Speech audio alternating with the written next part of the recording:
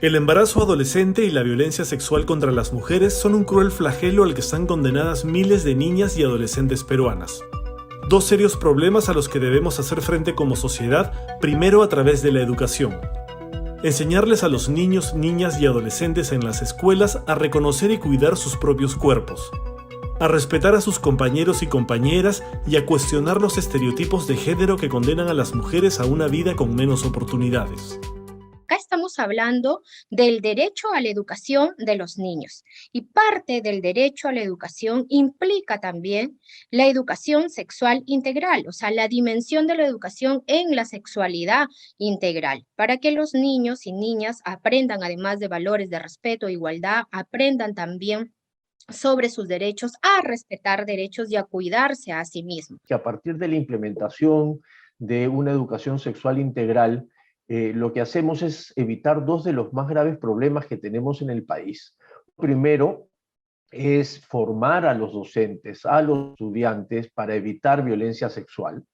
Y uno segundo, atender un problema de salud sexual y reproductiva. Ambos casos en el país son altísimos, sobre todo cuando las estadísticas nos dicen que tanto la violencia sexual como los problemas de salud sexual y reproductiva se concentran en niñas y en adolescentes. Las cifras de embarazos adolescentes son escalofriantes.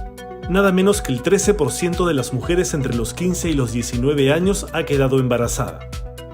13 de cada 100 adolescentes peruanas están embarazadas en este momento o ya se han convertido contra su voluntad en madres.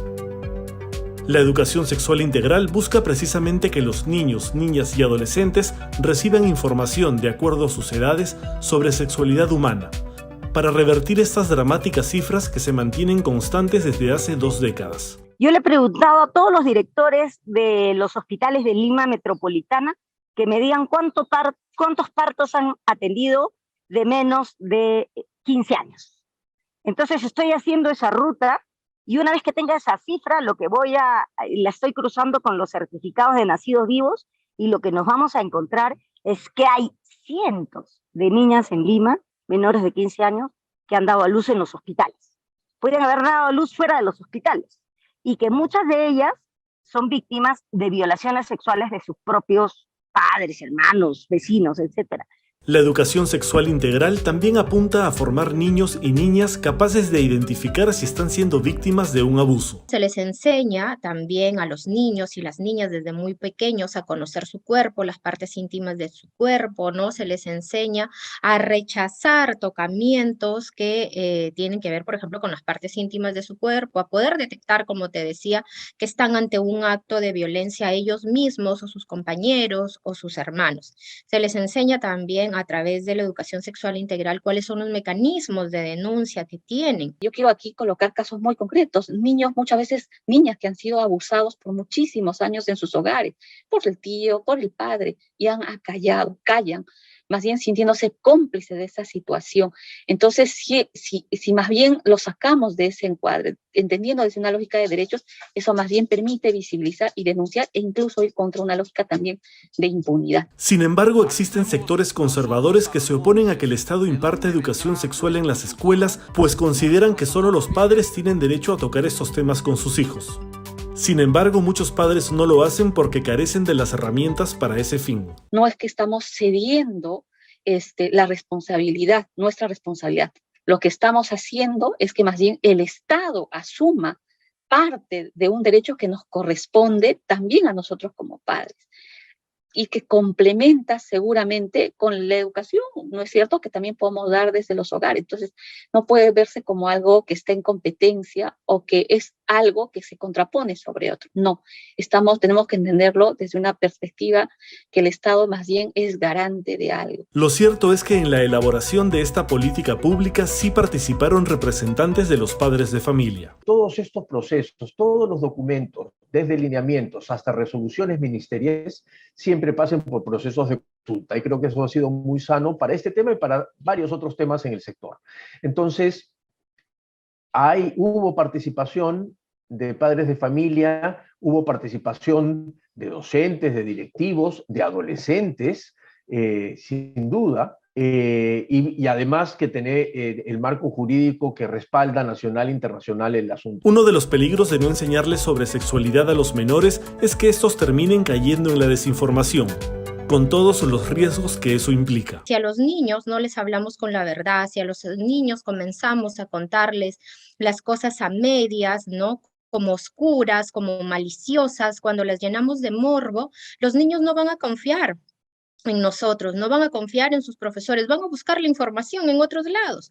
Y obviamente en este mundo virtual, ¿no?, que ahora es mucho más necesario ¿no?, por la pandemia que estamos atravesando, obviamente los niños y las niñas van a encontrar la información en las redes, ¿no?, en otros lados, información que puede, cuando no está acompañada de una explicación seria, respetuosa, ¿no?, una explicación amigable de acuerdo a su edad, se va a llenar de miedos, de creencias que no son las adecuadas, ¿no? Y va a tener información que los va a confundir. Por ejemplo, dicen en algunas personas que las chicas cuando están con la regla son infecciosas. Hay otros que dicen que si un joven se masturba le crece pelos en las manos. Hay otros que dicen que las pastillas anticonceptivas no son efectivas. Hay otros que dicen que el condón no protege, que en realidad tiene huecos. Entonces, en cambio, cuando hay una educación basada en la ciencia, vamos a comprobar, por ejemplo, que el condón te protege completamente contra un embarazo no deseado. Existe la equivocada creencia de que hablarles de sexo a los niños y adolescentes es incitarlos a tener relaciones sexuales. Otro de los mitos más difundidos es que decirles a los niños que la homosexualidad es una orientación sexual los va a homosexualizar. Uno no se hace homosexual, así como tampoco se hace heterosexual. La orientación sexual puede ser heterosexual, homosexual, bisexual. Y no es que te vuelvas, nadie se vuelve. Mira, es tan difícil ser lesbiana, ser gay, ser persona trans en el Perú, que nadie voluntariamente se volvería, ¿no? No tenemos los derechos recortados, las personas trans están excluidas del mercado laboral. Entonces imagínate que alguien se quiera convertir, ¿no? O sea, serían los locos. Por eso también la importancia de educar a los niños y niñas en el respeto hacia la diversidad sexual. Había una película muy famosa que se llamaba La novicia rebelde. Entonces todas las niñas seguro soñaban con el varón, ¿no? Que era el protagonista de la película. Pero yo soñaba con la novicia rebelde. Yo tenía sueños eróticos con la novicia rebelde. Entonces decía, yo estoy loca, estoy enferma, pero no se lo puedo contar a mi mamá porque va a sufrir. Ya, imagínate si en el colegio me hubieran dicho que no estaba mal.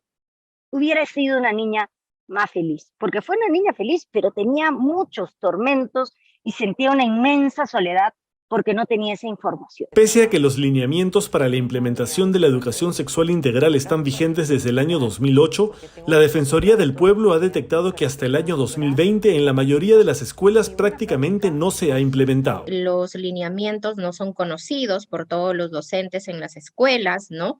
No tienen lineamientos propios internamente para poder implementar la educación sexual integral, no han sido capacitados, ¿no?, los docentes, ni tampoco forma parte de la educación sexual integral de sus instrumentos de gestión, y tampoco se tiene los materiales, ¿no?, y todos los temas metodológicos adecuados, las herramientas metodológicas. En junio de este año, el Ministerio de Educación publicó los nuevos lineamientos para la aplicación de la educación sexual integral, alineados con el nuevo currículo del 2016.